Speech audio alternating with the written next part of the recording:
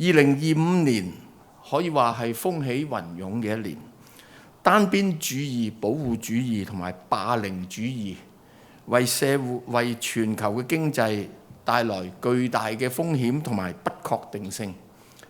而踏入2026年，大家都睇到呢一啲行徑呢，更有變本加厲、肆無忌憚嘅勢頭。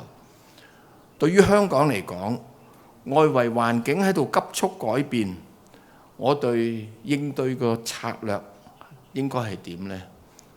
可以話係一套不變與變嘅組合拳。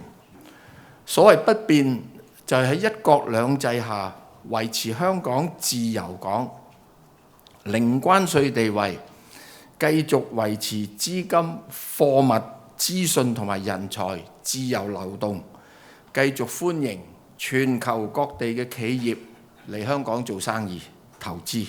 變嘅係咩呢？就係喺大變局之中，香港我哋要準確應變、準確識變、科學應變、主動求變。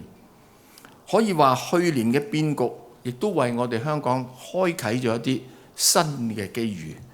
我哋亦都要積極抓緊呢一波嘅機遇嘅。